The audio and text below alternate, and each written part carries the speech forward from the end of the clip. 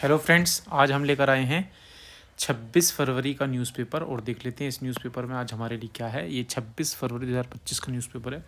एक तो ये बहुत बढ़िया खबर लगी हमें कि अमेरिका जो है कहीं ना कहीं अपना काम करता हुआ नज़र आ रहा है। अमेरिका ने 4 भारतीय कंपनियों पर लगाई हुई थी पाबंदी, और ऐसा क्यों कर रहा है वो? ईरान पर दबाव बढ़ाने की। तो कहीं ना कहीं अमेरिका चाह रहा है कि ईरान जो अपना परमाणु कार्यक्रम चला रहा है वो किसी तरीके से बंद कर दे। और अमेरिका ने तो काफ़ी प्रतिबंध पहले ही लगाए हुए हैं, वो भारत पर दबाव डाल रहा है। अब देखते क्या है, क्या इसमें बात कही गई है उसको हम पढ़ लेते हैं। क्या इसमें कहा गया है?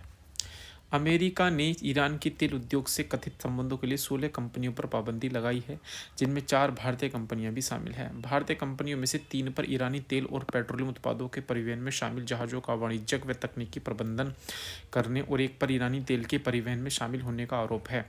अमेरिका ने ईरान पर दबाव बढ़ाने की रणनीति के तहत यह कार्रवाई की है।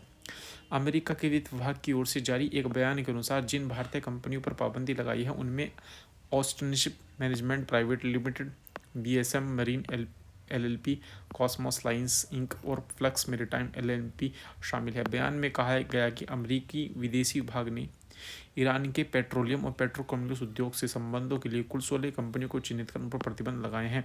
वहीं अमेरिका के विदेश विभाग ने वित्त विभाग के विदेशी संपत्ति नियंत्रण कार्यालय के साथ मिलकर 22 व्यक्तियों पर भी प्रतिबंध लगाए हैं और ईरान के तेल उद्योग से जुड़ाव के कारण विभिन्न क्षेत्रों में अनेक उनके 13 जहाज़ों को प्रतिबंध संपत्ति के रूप में चिन्हित किया है।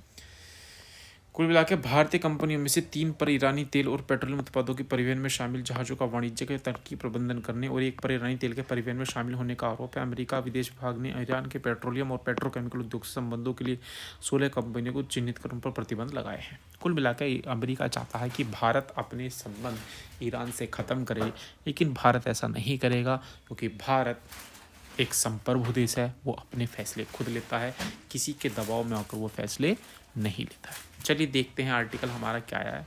पहले हम कोटेशन पढ़ लेते हैं। क्या कोटेशन है? सत्य स्पष्ट रहे, चाहे तुम उस पर चल सको या न चल सको, प्रयास करोगे तो उस पर दिन पे दिन अधिकाधिक चल सकोगे। John Ruskin. ठीक है भैया। पोल्यूशन पर है तपती धरती बढ़ती परेशानियां। संयुक्त राष्ट्र ने इस बात की पुष्टि की है कि जीवाश्म ईंधन के प्रयोग से निकलने वाली गैसों से पृथ्वी के तापमान में वृद्धि हो रही है। वर्ष 1970 के दशक में वैज्ञानिकों ने पर्याप्त साक्ष्यों के आधार पर बताया कि वैश्विक ताप की वजह से पृथ्वी की सतह का तापमान लगातार बढ़ रहा है। चलिए देखते हैं इसमें क्या बात कही गई है। हमारे सौरमंडल में पृथ्वी ही एक ऐसा ग्रह है जहां जीवन के लिए सभी अनुकूल परिस्थितियां मौजूद है। पृथ्वी पर तापमान की अनुकूलता, वायु और जल की उपलब्धता तथा जीवन के लिए जरूरी पोषक तत्वों की मौजूदगी ने हमारे जीवन को सुखद बनाया है। इन वजहों से पृथ्वी पर मानव जीवन की हर तरह की गतिविधि संभव हुई है। वर्ष 1800 के आसपास वैज्ञानिकों को लगने लगा कि जीवाश्म ईंधन को ऊर्जा स्रोत के रूप में इस्तेमाल करने की वजह से जलवायु में परिवर्तन हो रहा है। आप देख रहे होंगे कि बेमौसम बारिश का होना, सर्दियों का कम पड़ना, गर्मियों का बढ़ना, ये सब क्यों हो रहा है? भाई ये हमने कहीं ना कहीं पोल्यूशन इतना ज़्यादा कर दिया है जिसकी वजह से हमें इन चीज़ों का सामना करना पड़ रहा है।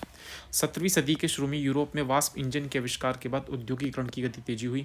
मशीनों के बड़े पैमाने पर उत्पादन होने लगा। इन उत्पादों की खपत और कच्चे माल की आपूर्ति सुनिश्चित करने के लिए पूरी दुनिया में नए बाजार की तलाश शुरू हुई।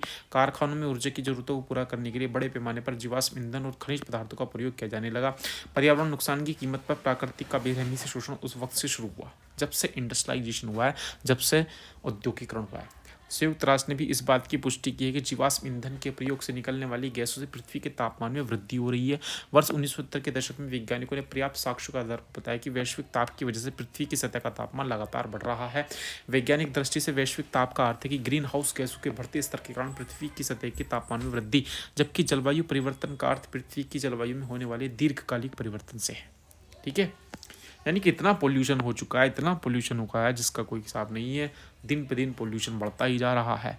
वर्ष 1972 में ब्रिटिश रसायन शास्त्री जेम्स लवलॉक व सूक्ष्म जीव विज्ञानी लिन मार्गुलिस ने गेया परिकल्पना प्रस्तुत किया। गेया एक ग्रीक देवी का नाम है। इस परिकल्पना का नाम जेम्स लवलॉक ने उपन्यासकार, नोबेल पुरस्कार विजेता विलियम गोल्डिंग के सुझाव पर रखा था। इस परिकल्पना में बताया गया कि पृथ्वी एक जीवंत प्रणाली है, उसमें जैविक और अजैविक दोनों घटक शामिल है। वर्ष 2000 में जेम्स लवलॉक ने कार्बन डाइऑक्साइड की अधिक मात्रा में मौजूदगी को पर्यावरण के लिए हानिकारक बताया। तो CO2 का अमाउंट तो बहुत ही ज़्यादा बढ़ता जा जा रहा है। आज वायुमंडल में 52% कार्बन डाइऑक्साइड की मात्रा बढ़ गई है। पृथ्वी की सतह का तापमान 2.5 फ़ारेनहाइट तक बढ़ चुका है। रसायन वैज्ञानिक वालिस ब्रोकर का कहना है कि वैश्विक तापमान में वृद्धि जलवायु परिवर्तन की तुलना में वर्षों के अनुक्रम और समुद्र के स्तर में होने वाले परिवर्तन का मानव जीवन पर कहीं गहरा प्रभाव पड़ने की संभावना है। नासा के वैज्ञानिक ग्लोबल वार्मिंग पर हर महीने रिपोर्ट जारी करते हैं। पिछले वर्ष की रिपोर्ट में नासा के वैज्ञानिकों ने अप्रैल 2024 को सबसे गर्म महीने के रूप में दर्ज किया था। यानी कि पिछले साल जो 2024 अप्रैल था वो सबसे गर्म महीना था। इसके पहले 2030 में उन्होंने बताया कि 20वीं सदी के औसत 2023 में उन्होंने बताया कि 20वीं सदी के औसत तापमान की तुलना में 1.1 डिग्री सेल्सियस ज़्यादा तापमान की वृद्धि हुई है। वैज्ञानिकों में यह भी अनुमान लगाया कि 2035 तक वैश्विक तापमान 0.05 डिग्री सेल्सियस की वृद्धि हो सकती है, मतलब 2035 तक और वृद्धि होगी। इन तथ्यों के आलोक में यह बात स्पष्ट है कि आने वाला हर अगला वर्ष अब कितना चुनौतीपूर्ण होगा। भारत में भी ऋतु चक्र में बदलाव की वजह से कहीं अतिवृष्टि और कहीं अनावृष्टि जैसी स्थितियाँ पैदा हो रही हैं। भैया भारत के अंदर तो इतनी कंडीशन ख़राब है, कहीं तो बहुत ज़्यादा बारिश हो जाती है, कहीं तो सूखा ही पड़ जाता है। आने वाला हर साल पिछले साल की तुलना में बढ़ते तापमान की वजह से मानव जीवन के साथ साथ जलचर, थलचर और नभचर के लिए भी मुश्किल होता जा रहा है। इस साल जनवरी में ठंड का अंतराल बहुत छोटा रहा। जनवरी के अंत और फरवरी की शुरुआत में खासकर बसंत पंचमी के बाद मौसम में अचानक ऐसा परिवर्तन आया कि बसंत ऋतु के आगमन का जैसे पता ही नहीं चला। ऐसा लग रहा है कि हम सीधे शरद ऋतु से ग्रीष्म ऋतु में प्रवेश कर गए। बसंत ऋतु की मस्ती, उल्लास, आनंद और मादकता हमारे जीवन से जैसे गायब है। पृथ्वी पर बढ़ते तापमान का आप देखो, आप सर्दी कितनी कम हुई जनवरी में इस बार, है ना, और अभी भी अब गर्मी पड़ना शुरू हो गई है। पृथ्वी पर बढ़ते तापमान का खेती किसानों पर भी व्यापक असर पड़ने की संभावना है। अक्टूबर के बाद और रबी की बुआई के समय आमतौर पर मौसम शुष्क रहा। सरकारी आंकड़े बता रहे हैं कि पिछले साल की तुलना में इस साल गेहूं की बुआई के रकबे में 12 लाख हेक्टेयर और दलहनी फसलों की बुआई के रकबे में 8 लाख हेक्टेयर की वृद्धि हुई है। बढ़ते तापमान की वजह से रबी की फसलों का उत्पादन प्रभावित हो सकता है। खासकर गेहूं की पैदावार पर बढ़ते तापमान का असर होना स्वाभाविक है।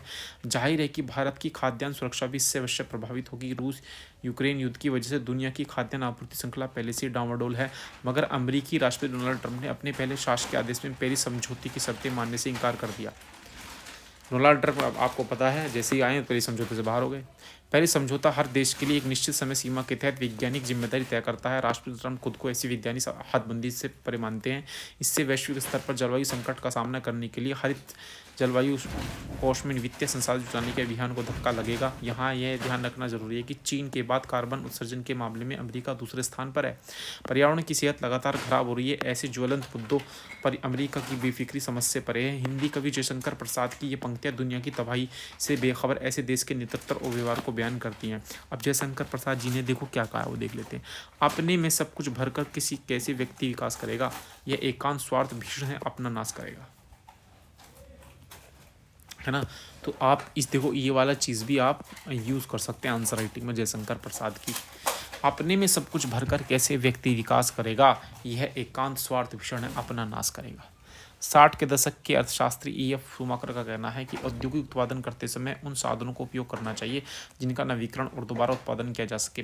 उपयोग करो और फेंक दो के बजाय उसे दोबारा उपयोग किया जा सके। शूमाकर यह भी मानते हैं कि पेट्रोलियम पदार्थों, कोयला और लोहे पर आधारित क्षणभंगुर सभ्यता से निश्चित ही वह सभ्यता बेहतर होगी जो प्राकृतिक सामंजस्य को रिश्ता कायम रखते हुए समझ विकसित कर सके। आत्म संयम, स्वयं आरोपित सीमा बंधन और अपनी सीमाओं का ज्ञान ये जीवन रक्षण गुण है।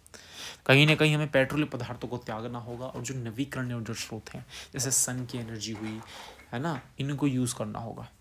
आर्थिक विकास एक सीमा तक ही लाभदायक है। जीवन में जटिलता का संचार एक सीमा तक ही संभव है। दक्षता और उत्पादकता के लिए प्रयास एक सीमा तक ही ठीक है। पुनः प्राप्त किए जा सकने वाले साधनों का उपयोग एक सीमा तक करना ही बुद्धिमानी है। इस संदर्भ में सुझाव भी गौर करने लायक कि जलवायु परिवर्तन का सामना करने के लिए हमें अपनी जीवन शैली, जीवन दृष्टि और जीवन का ध्येय बदलना होगा। जलवायु परिवर्तन का सवाल आज एक विकट वैश्विक समस्या के रूप हमारे सामने खड़ा है। ऐसे समय में हमें महात्मा गांधी की चेतावनी याद आती है। क्या दीदी महात्मा गांधी चेतावनी? एक समय आएगा जब अपनी ज़रूरतों को कई गुना बढ़ाने की अंधी दौड़ में लगे लोग जब अपनी किए को देखेंगे तब कहेंगे अरे हमने नहीं क्या ज़रूरतों को इतना ज़्यादा बढ़ा लिया है कि अंधी दौड़ लगी हुई ज़रूरतों को। चलिए नेक्स्ट आर्टिकल देखते हैं क्या है। साझेदारी का सफ़र। भारत और ब्रिटेन के बीच एक बार फिर मुक्त व्यापार समझौते को लेकर बातचीत का सिलसिला शुरू होने जा रहा है। ब्रिटेन इसे लेकर उत्साहित है और उसे उम्मीद है कि अगले 10 वर्षों में दोनों देशों के बीच व्यापार 2 से 3 गुना तक बढ़ सकता है। इस बातचीत के किसी सार्थक नतीजे पर पहुंचने की उम्मीद इसलिए भी जताई जा रही है कि अमेरिका अपनी शुल्क नीति को लेकर आक्रामक रुख अपनाए हुए है। ट्रंप प्रशासन ने घोषणा कर रखी है कि जो हम पर जितना शुल्क लगाएगा हम भी उस पर उतना ही शुल्क लगाएंगे। इससे कई देशों के सामने व्यापार में घाटे का संकट पैदा हो गया है। हालांकि चीन ने इसका विरोध करते हुए कहा था कि वह इस मसले को विश्व व्यापार संगठन में उठाएगा, क्योंकि अमेरिका की शुल्क नीति विश्व व्यापार नियमों के विरुद्ध है। पर अमेरिका के रुख में कोई नरमी नजर नहीं आ रही।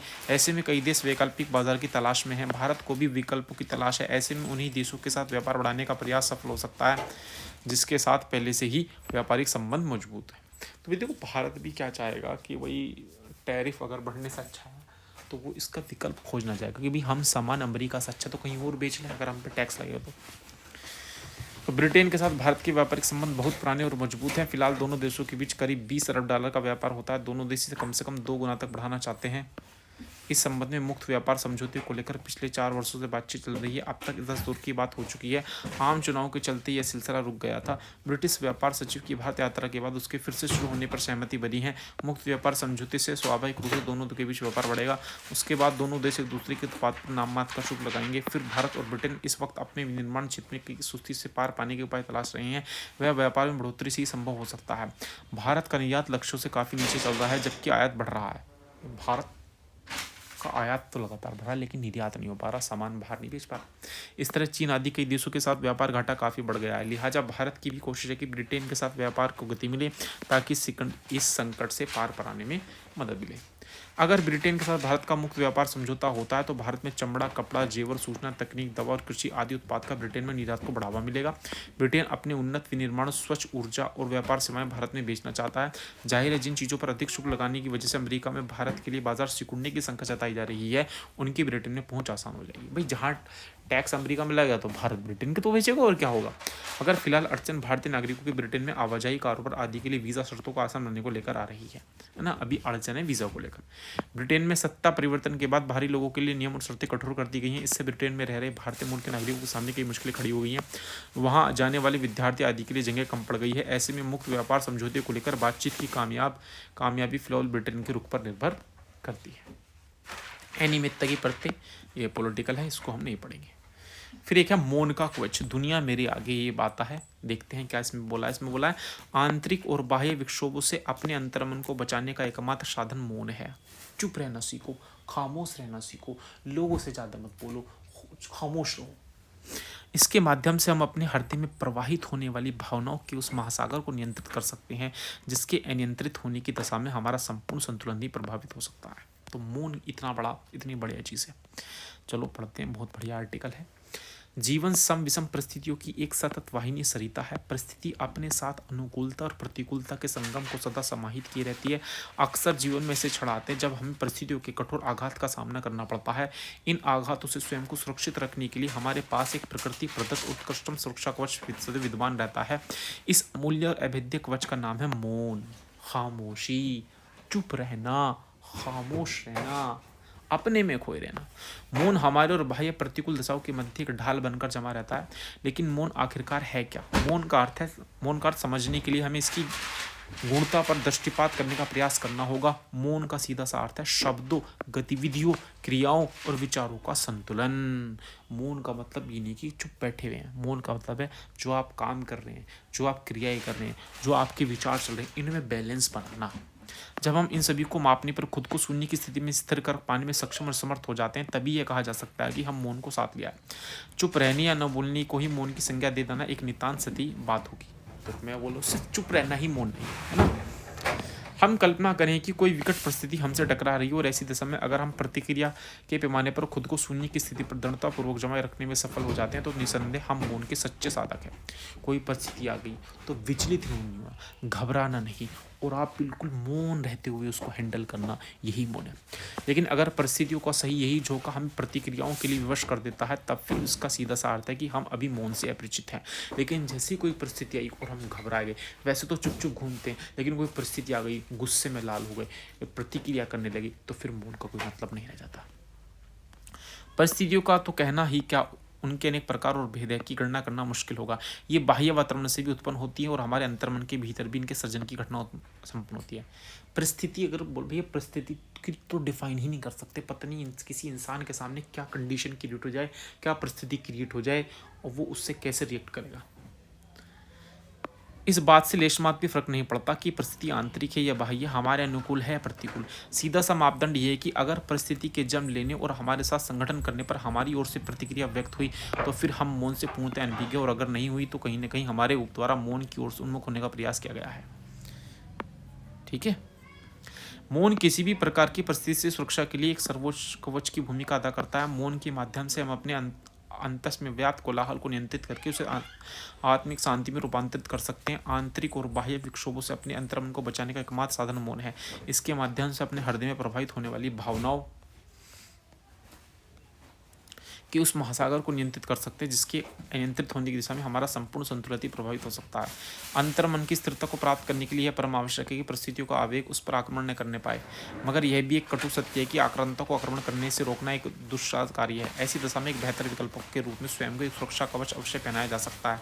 परिस्थितियों के आक्रमण से सुरक्षा के लिए मौन ही सर्वोत्तम कवच है। अगर आप चाहते हो कि कोई भी परिस्थिति क्रिएट हो, आप विचलित ना हो, तो मौन सबसे बढ़िया सुरक्षा कवच साबित होगा। हमारा प्रयास यह होना चाहिए कि हम बुरी और अच्छी दोनों तरह की दशाओं में स्वयं को मौन के माध्यम से संतुलित रखें, क्योंकि आवश्यकता से अधिक अनुकूलता भी हमारे लिए नुकसानदेह और आवश्यकता से अधिक प्रतिकूलता भी। एक अन्य लाभ यह है कि मौन का कवच पहनकर हम परिस्थितियों से अपना ध्यान हटा सकते हैं। अब वही ध्यान हम आत्म परिष्करण, आत्म परिमार्जन और आत्म शुद्धि की ओर केंद्रित कर सकते हैं। अहंकार जैसे दुर्गुणों से मुक्ति मौन के माध्यम से ही संभव है। इसके आगोश में जाकर हम अपने अंदर सद्गुणों और आत्मज्ञान के अंकुर को प्रफुल्लित करने के लिए प्रेरित कर सकते हैं। अनेक रहस्यपूर्ण प्रश्नों का उत्तर भी मौन का कवच धारण करने के उपरांत ही खोजा जा सकता है। किसी युद्ध को उस स्थिति में भी जीता जा सकता है जबकि आक्रमणकर्ता का कोई वार हम पर कोई असर न कर सके। ऐसा तभी संभव है जब हम कोई सुरक्षा कवच धारण करके रक्षा पत्र में उतर रहे हैं। मतलब सामने वाला दुश्मन आप पे आक्रमण कर रहा हो और आप पे कोई असर ही ना सोचो, तो उसका मतलब आपको एक सुरक्षा कवच तैयार करना हो। और सुरक्षा कवच क्या है? मौन। परिस्थितियों के विरुद्ध युद्ध में मौन ही हमारा सुरक्षा कवच होता है। इसके माध्यम से हम अपने मस्तिष्क को नकारात्मक चपेट में आने से बचा सकते हैं। यह ध्यान देने के लिए एक अनिवार्य शर्त है, और ध्यान स्वयं को अनंत ऊर्जा से जोड़ने के लिए है ना। आत्म साक्षात्कार मौन के माध्यम से ही संभव है, लेकिन मौन की अवस्था की प्राप्त करना कोई सहज कार्य नहीं है। लेकिन क्या ऐसा मौन हर कोई प्राप्त कर सकता है? परिस्थिति आए और वो प्रतिक्रिया ना करे? मुश्किल तो है भाई काम ये, है ना। हम कल्पना कर सकते हैं कि हमें कोई गहरा जख्म देने के उपरांत हमारा मुंह कसकर दबा दिया जाए ताकि हमारी चीख बाहर ना आ सके, तो क्या यह कहा जाएगा हमने मौन धारण कर लिया है? चुप किए जाने को और भी तरीके हो सकते हैं। मौन तब होगा जब हमारा ध्यान उस कष्ट की ओर से हट जाए, परिस्थितियों की ओर से अपना ध्यान ऐसे हटाना कि वे हमसे किसी भी कीमत पर कोई प्रतिक्रिया कराने में सफल न हो सके। यही मौन की वास्तविक परिकल्पना है ना। तो देखो पूरा इसमें कहूँ कि सर आप कहो कि पूरा कंक्लूजन देखो यहाँ पे लिखा हुआ है। भाई मौन क्या है? परिस्थिति आपको विचलित ना कर पाए, यही मौन है ना। यही मौन है। मौन का अभ्यास करके हम स्वयं को प्रकृति के अनूठे सौंदर्य शक्तियों से जोड़ सकते हैं। दूसरे शब्दों में कहा जाए तो मौन ही वह साधन है जिसके द्वारा आत्मा का परमात्मा से मिलन कराया जा सकता है। मौन के कवच को धारण करके जीवन को शांति के मार्ग की ओर अग्रसर होने के लिए प्रेरित कर पाना संभव है ना। तो देखो मौन कितनी बड़ी चीज़। आज हमारा क्या होता है, थोड़ा सा ट्रैफिक में किसी ने हल्की सी गाड़ी मार दी, थोड़ा ट्रैफिक ने किसी ने हल्का सा हमें टच कर दिया तो गुस्से से लाल हो पड़ते हैं। क्या ये मौन है? मौन का सबसे बड़ा एग्जाम्पल आप देखें, MST महेंद्र सिंह धोनी। आप कभी भी उनकी वीडियोस देखना, वो जब भी मैच जीते हों या मैच हारे हो, महेंद्र सिंह धोनी की प्रतिक्रिया एक होगी। आप पहचान नहीं पाओगे ये बंदा खुश है या गलत दुख है। इसे कहते हैं मौन, क्योंकि उस बंदे ने प्रतिक्रियाओं को हैंडल कर लिया है, उस बंदे ने परिस्थितियों को हैंडल कर लिया है। अब उस पर कोई फ़र्क नहीं पड़े जीतो हारो, वो अपना पूरा 100% देगा, लेकिन उसे रिजल्ट पर कोई मतलब नहीं है। परिस्थितियों उससे कुछ नहीं बिगाड़ पाएंगी। ठीक है, चलिए आज का आर्टिकल ये, आज एक तो आर्टिकल हमारा पॉलिटिकल था, बाकी आगे कोई ऐसा खास आर्टिकल नहीं है। तो चलिए अभी 27 फरवरी का भी आर्टिकल बाकी, जल्दी उसको कवर करें।